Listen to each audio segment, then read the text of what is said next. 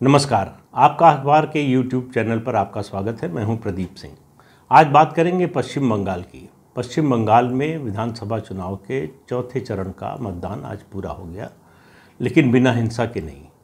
अपनी प्रतिष्ठा के अनुरूप बंगाल की राजनीति में हिंसा का एक नया दौर लोगों ने देखा। कूच बिहार जिले के एक बूथ पर एक टीएमसी का कार्यकर्ता था या एजेंट था जिसकी तबीयत खराब हो गई। उसका हाल पूछने के लिए सीआरपीएफ के एक दो जवान गए। उसके बाद किसी ने अफवाह फैलाई कि सीआरपीएफ के जवानों ने उस कार्यकर्ता की पिटाई की है। पास के गांव से 300-400 लोगों का हुजूम आया और सीआरपीएफ के लोगों पर हमला कर दिया। उनसे मारपीट की कोशिश हुई, बंदूक छीनने की कोशिश हुई और इस झड़प में, संघर्ष में उसके बाद जब बूथ में घुसने की कोशिश की तो सेल्फ डिफेंस में और मजबूरी में बूथ को बचाने के लिए सीआरपीएफ के लोगों को फायर करना पड़ा, जिसमें 4 लोग मारे गए। अब उसके बाद से आरोप प्रत्यारोप का दौर और शुरू हो गया है। लेकिन आप याद कीजिए, अभी कुछ ही दिन हुए जब ममता बनर्जी ने यह कहा था कि सीआरपीएफ के लोगों का घेराव करो, तो घेराव आज हो गया। उनकी जो अपील थी उनके कार्यकर्ताओं ने मान ली। लेकिन जिस तरह से चुनाव चल रहा है उससे एक बात लगातार दिख रही है, और वो है कि टीएमसी और ममता बनर्जी की बढ़ती व्याकुलता और उनका आक्रोश। लेकिन ये तो चुनावी हिंसा की बात हुई। एक राजनीतिक बम और फटा आज पश्चिम बंगाल में, और वो बम फोड़ा ममता बनर्जी के रणनीतिकार, चुनाव के रणनीतिकार प्रशांत किशोर ने। वो उनका चुनाव का प्रबंधन देख रहे हैं। प्रोफेशनल आदमी है, प्रोफेशनल एजेंसी है। वो इस तरह का काम पहले और पार्टियों के लिए भी कर चुके हैं। आज उन्होंने एक क्लब हाउस है, ऑनलाइन मीडियम है, उसमें कुछ चुने हुए अपने पत्रकारों के साथ, अपने से मेरा मतलब कोई उनके पेरोल पर कोई नहीं है, अपने से मेरा मतलब उनके जान पहचान के और जिनसे उनका कंफर्ट लेवल अच्छा है, उनसे बातचीत कर रहे थे। वो बातचीत प्राइवेट थी जो लीक हो गई, और या कुछ लोग कह रहे हैं कि वो प्राइवेट करना भूल गए, पब्लिक हो गई। बहुत से लोगों ने सुना और उसको बीजेपी की जो आईटी सेल है उसके प्रमुख ने उसको लीक कर दिया। वो वायरल हो गई। अब वायरल हो गई तो उस पर चर्चा शुरू हो गई। उसमें क्या कहा प्रशांत किशोर ने, ये बड़ा इम्पॉर्टेंट है। उन्होंने कहा कि मोदी की लोकप्रियता बहुत है, पूरे देश में है। 15, 20, 25% ऐसे लोग हैं जो मोदी को भगवान मानते हैं। पश्चिम बंगाल में दलित, आदिवासी समाज और पिछड़े वोट कर रहे हैं भाजपा के लिए। उनके हिसाब से 50 से 55% हिंदू मतदाता भाजपा को वोट कर रहे हैं। उसके साथ साथ उन्होंने जो बात कही, जो तृणमूल कांग्रेस को और बुरी लगेगी, कि ममता बनर्जी के खिलाफ एंटी इनकम्बेंसी बहुत ज़्यादा है। और फिर उन्होंने वो बात कही जो भारतीय जनता पार्टी लगातार कहती रही है, ये आरोप लगाती रही है कि जो सेकुलर पार्टियां हैं, जो अपने को सेकुलर कहती हैं, वो मुस्लिम वोटों का दुरुपयोग करती हैं। तो उन्होंने कहा कि उसकी वजह से अब तृणमूल को नुकसान हो रहा, क्योंकि जो कांग्रेस ने किया पहले, फिर लेफ्ट पार्टीज़ ने किया, वही तृणमूल कांग्रेस ने किया। तो हिंदुओं के मन में ये उन्हीं का वाक्य है कि हिंदुओं को लगा कि फिर हमारा कौन है। तो ऐसे में बीजेपी ने उसका फ़ायदा उठाया। अब ये लीक होने के बाद से ये कहा जा रहा है कि प्रशांत किशोर ने और भी बहुत कुछ कहा था, और उसमें से 2 जर्नलिस्ट निकले जिन्होंने ये कहा कि भाई उन्होंने और भी बहुत कुछ कहा था और तृणमूल कांग्रेस की जीत की भी बात कही थी। तो मान लेना चाहिए कि कहा होगा। वो एक प्रोफेशनल जो है स्ट्रेटजिस्ट हैं, उसके लिए उन्होंने पैसा लिया है उनकी कंपनी ने, तो अपने क्लाइंट के खिलाफ तो नहीं बोलेंगे। लेकिन अगर पब्लिकली बोल रहे होते तब एक अलग बात होती। लेकिन ये एक तरह से क्लोज ग्रुप की मीटिंग थी, तो उसमें वो ये बात कह रहे थे, तो अपने मन की भी बात बोल सकते हैं जो सार्वजनिक रूप से शायद ना बोलें। लेकिन हम मान लेते हैं कि उन्होंने जीत के बारे में कहा होगा, तृणमूल कांग्रेस के ये भी कहा होगा कि सरकार बन रही है, ये सब कहा होगा, लेकिन जो लीक हुआ है ये नहीं कहा गया कि ये प्रशांत किशोर ने नहीं कहा है। तो आप इससे अंदाज़ा लगाइए कि तृणमूल कांग्रेस की स्थिति क्या है। अब कोशिश हुई है, उसके बाद से इंटरव्यू दे रहे हैं प्रशांत किशोर लगातार, लेकिन जो बातें लीक हुई हैं उनको वो एक तरह से दोहरा रहे हैं, उससे इनकार नहीं कर रहे हैं, लेकिन अपने पुराने स्टैंड पर कायम है कि बीजेपी 100 की संख्या पार नहीं करेगी। तो ये तो बड़ी जाहिर सी बात है कि वो अभी चुनाव के बीच में तो ये नहीं कह सकते कि बीजेपी जो है बहुमत पा जाएगी और तृणमूल कांग्रेस हार जाएगी। लेकिन बात केवल इतनी नहीं है, बात यह है कि देखिए एक पत्रकारों का समूह है, और ये जो इस क्लब हाउस में जो लोग थे जिनकी फ़ोटो नाम दिखाए जा रहे हैं, केवल उनकी बात नहीं कर रहा हूँ, ये दायरा और बड़ा है। जो अभी आपको उनकी बातचीत से लगेगा कि तृणमूल कांग्रेस के समर्थक हैं, और थोड़ा इंतज़ार कीजिए, अभी ये पूरा दल निकल कर जाएगा उत्तर प्रदेश, वहाँ लगेगा कि समाजवादी पार्टी के समर्थक हैं, लेकिन मैं नहीं मानता कि इनमें से कोई भी जो है तृणमूल कांग्रेस, समाजवादी पार्टी, कांग्रेस या किसी और पार्टी का समर्थक है। ये गलतफहमी अगर आप ना पालें तो ज़्यादा अच्छा होगा। लेकिन फिर ये इस तरह का काम क्यों करते हैं, वो इस सवाल का जवाब ये है, ये सब में एक बात कॉमन है कि ये मोदी विरोधी हैं।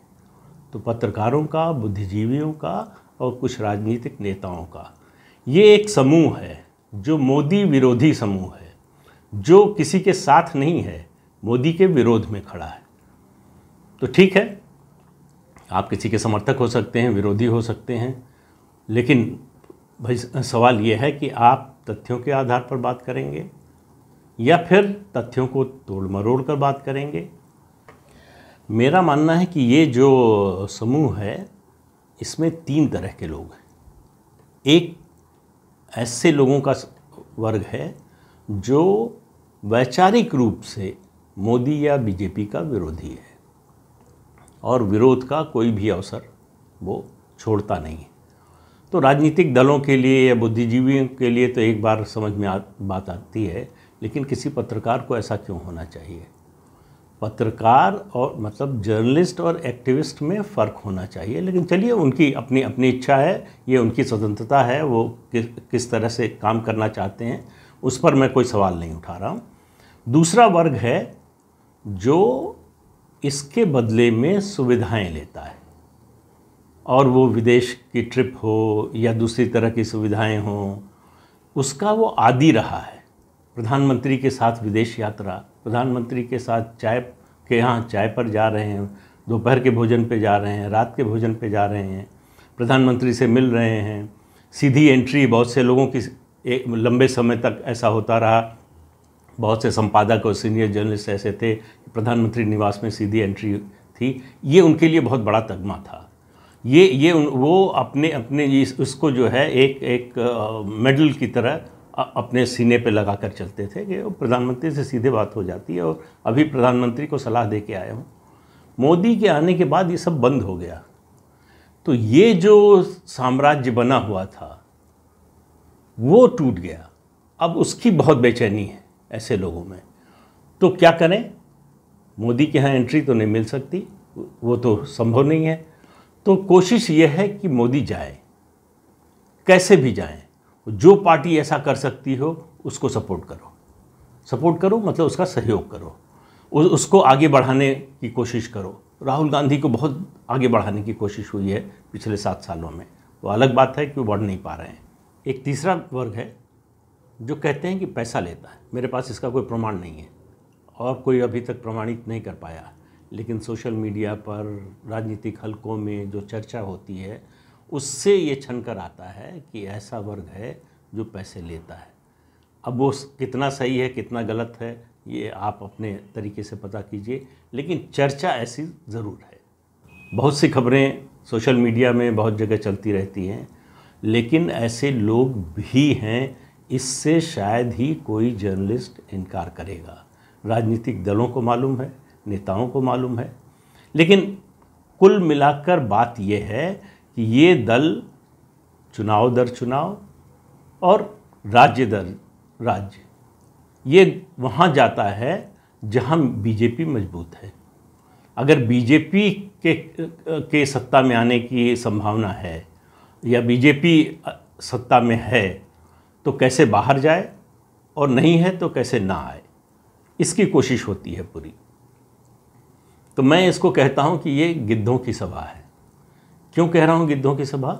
आपको एक नाम याद होगा, केविन कार्टर का, बहुत मशहूर फोटोग्राफ़र हुए।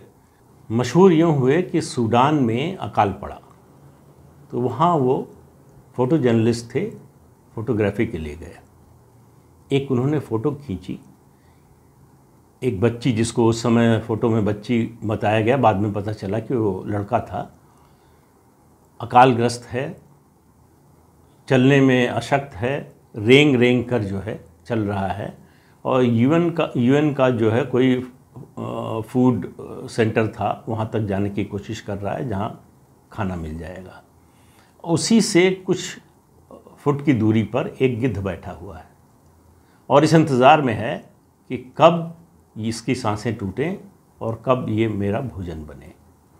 वो फ़ोटो उन्होंने खींची, न्यूयॉर्क टाइम्स में छपी। ये 1993 की बात है। 26 मार्च 1993 को न्यूयॉर्क टाइम्स में ये फ़ोटो छपी और बाद में इसको पुलित्ज़र पुरस्कार मिला। लेकिन उसके बाद से केविन कार्टर बड़ा डिप्रेशन में रहने लगे, जो कुछ उन्होंने देखा था वहाँ वो सब। और इसी बीच उनके पास एक दिन एक फ़ोन आया और फ़ोन करने वाले ने पूछा कि आपकी फ़ोटो देखी, ये बताइए उस बच्चे का क्या हुआ। तो उन्होंने कहा मुझे नहीं मालूम, मैंने फ़ोटो खींची, चले आए। चले इसलिए आए थे वो, ये बताना ज़रूरी है। ऐसा नहीं है कि वो ऐसे छोड़कर चले आए थे और छोड़कर चले आना चाहते थे। दरअसल ये जो जिन शर्तों के साथ वो वहाँ गए थे उसमें ये था कि किसी से मिलेंगे नहीं, किसी को हाथ नहीं लगाएंगे, छुएंगे नहीं, केवल फ़ोटो खींचना उनका काम था। इसलिए फ़ोटो खींचा और चले आए। तो उस व्यक्ति ने, जिसने फ़ोन किया था, उसने ये कहा कि दरअसल उस दिन एक नहीं 2 गिद्ध थे। एक गिद्ध जो उस बच्ची की सांस टूटने का इंतज़ार कर रहा था और दूसरा गिद्ध जो है जो उसकी फ़ोटो खींचकर अपना नाम कमाना चाहता था। इस बात का उनको बड़ा सदमा लगा और उसके अलावा भी वो सदमे में थे, ड्रग लेने लगे और बहुत कुछ हो रहा था उनके जीवन में। और ये पुरस्कार मिलने के 3-4 महीने बाद उन्होंने आत्महत्या कर ली। हालांकि उन्होंने जो सुसाइड नोट लिखा उसमें इस फ़ोन का जिक्र नहीं है, फ़ोन की बातचीत का, लेकिन माना जाता है कि इन सब घटनाओं का असर था, उन्होंने आत्महत्या कर ली। तो मैं कह रहा हूँ ऐसे गिद्ध भारतीय मीडिया में, भारतीय बुद्धिजीवी वर्ग में आपको दिखाई देंगे, जो जहाँ भी कुछ अच्छा हो रहा हो सरकार के खिलाफ कैसे बोल। एक चिट्ठी लिखने वालों का ग्रुप है, उसमें कुछ ब्यूरोक्रेट हैं, वो उनमें से कई लोग ऐसे हैं जो एनएससी के मेंबर रहे हैं। तो आप इससे अंदाज़ा लगा सकते हैं कि उनकी जो है भक्ति कहाँ पर है, उनका जुड़ाव कहाँ से है। तो इसलिए जो है आप देखिए, हर कुछ समय बाद वही लोग, उसमें 2-4 कभी जुड़ जाते हैं, कुछ अलग हो जाते हैं, एक चिट्ठी आ जाती है कि ये गलत हो रहा है। उसका असर ये लोग चुनाव के समय भी सक्रिय रहते हैं, अपील करते हैं लोगों से कि बीजेपी को वोट मत दीजिए, मोदी को वोट मत दीजिए। उसका कोई असर मतदाता पर नहीं होता, ये अलग बात है। तो प्रशांत किशोर के यहाँ ये गिद्धों की सभा थी और गिद्धों की इस सभा में कुल बातचीत से और उसके टोन से लग रहा है कि मायूसी थी, कि यहाँ भी कामयाबी मिलती हुई नहीं दिख रही है। जब प्रशांत किशोर ये कहने लगे कि मोदी कल्ट फिगर बन गए हैं और ऐसे लोगों की संख्या ठीक ठाक है, उनके हिसाब से 15 से 25% तक है, जो मोदी को भगवान मानते हैं। उन्होंने कहा वो गलत है, सही है, वो अलग बहस का विषय है, लेकिन ऐसा है। तो पश्चिम बंगाल में क्या होने जा रहा है इसका अंदाज़ा तो आप बीजेपी क्या दावा कर रही है, दूसरे लोग क्या लिख रहे हैं, वहाँ से रिपोर्ट क्या आ रही है, इस सब को छोड़ दीजिए। ये बात प्रशांत किशोर कह रहे हैं, जो टीएमसी की रणनीति के कर्णधार हैं। तो उनको क्या लग रहा है, ये निजी बातचीत में जो कह रहे हैं और सार्वजनिक रूप से जो कह रहे हैं, उन दोनों बातों में फ़र्क है। तो इससे आपको अंदाज़ा लग जाएगा। दूसरा देखिए कि ममता बनर्जी की आप बॉडी लैंग्वेज देखिए, जिस तरह से चिड़चिड़ा रही हैं, जिस तरह से गाली गलौज तक पर उतर आई हैं। वो गृह मंत्री, केंद्रीय गृह मंत्री के खिलाफ रोज़ बोल रही हैं, प्रधानमंत्री के खिलाफ बोल रही हैं। उन्होंने इलेक्शन कमीशन के बारे में कहा कि इलेक्शन कमीशन का दफ्तर जो है बीजेपी के दफ्तर में है। तो सवाल यह है कि जब इलेक्शन कमीशन से शिकायत करने जाती हैं तो वो कहाँ जाती हैं? बीजेपी के दफ्तर में। उनके लोग कहाँ जाते हैं? तो एक संवैधानिक संस्था के प्रति इस तरह की गैर जिम्मेदाराना बात कहना, फिर उन्होंने एक आह्वान ही कर दिया कि सीआरपीएफ का आप घेराव कीजिए, अपने कार्यकर्ताओं से कहा, और आज घेराव हो गया। इलेक्शन कमीशन ने उनको एक नोटिस भेजा तो उसका जवाब अभी उन्होंने दिया नहीं है। उन्होंने कहा कि ऐसी नोटिस की हम परवाह नहीं करते, भेजता रहे इलेक्शन कमीशन नोटिस। आपको याद होगा इस तरह की एक और घटना हो चुकी है।